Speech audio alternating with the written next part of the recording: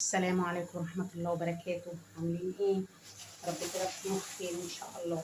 بصوا بقى النهارده انا معايا لفة جلاش اهي، ومعايا حشوات، معايا لحمة مفرومة بالبقدونس، ومعايا هنا جبنة رومي على جبنة موتزاريلا وسمنة. هنعمل بقى كده ان شاء الله صوابع الجلاش زي السبرينج رول. هنعملها بطريقة حلوة بدل الجلاش اللي هو بيبقى في الصينية المربع والحاجات دي، نغير شوية. اهو لفة الجلاش بس كده انا هفتحها وهقطعها كده مربعات، وهنلفها مع بعض وندخلها الفرن وان شاء الله نشوف شكلها يبقى عامل ازاي. بصوا بقى هجيب لفة الجلاش كده هقصها بالطول كده، طبعا هوسطنها كده وتبقى يعني اخد النص طول. بسم الله الرحمن الرحيم. كده ارفعها على دي كده وبالعرض، بالطول وبالعرض كده. بسم الله. طبعا زي السبرينج رول واحلى وارخص طبعا، لان دوت السبرينج رول ده بيبقى غالي وبيتقلي في الزيت وكده، انما احنا هندخلها الفرن. هنا سمنه وندخلها الفرن ان شاء الله. اهو كل الكميه دي ان شاء الله كده هنعملها.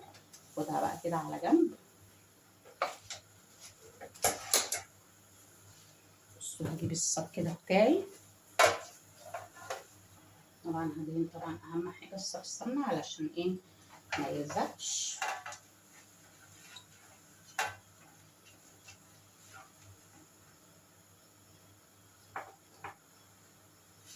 دهنا بقى كده الصاج سمنه.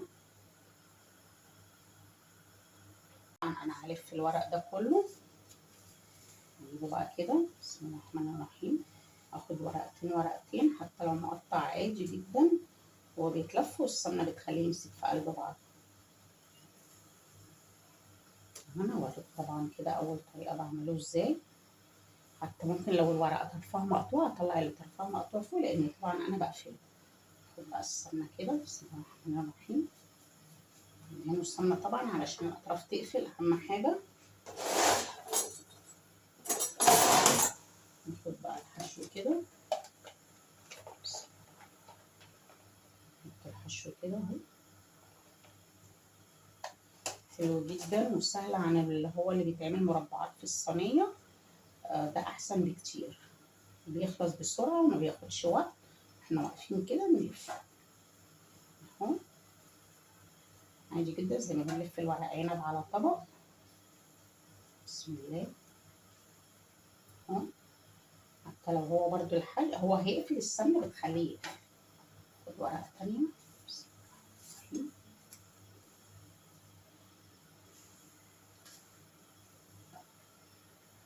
نفس الطريقه برضو اهو، وبعدين نلفت الاطراف سمنه.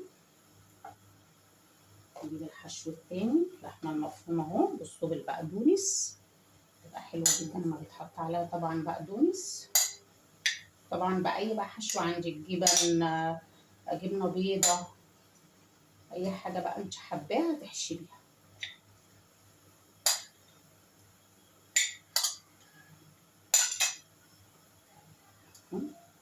كده نحطها، بس ما نكترش طبعا في الحشو علشان نعرف كمان نقفلها.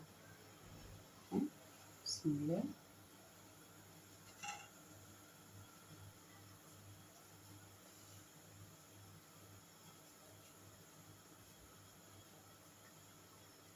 بصوا انتوا مجرد ما بتقفلوا الطرف متخافوش، ده كل ده مش هيخرج، يعني هو يلحم في قلب بعضه، السمنه هتخليه يلحم في بعض.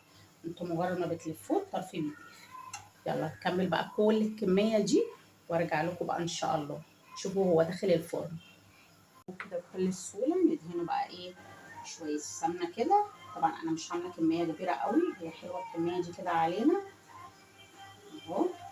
نديله بقى رشه سمنه كده، نحط بقى عليه شويه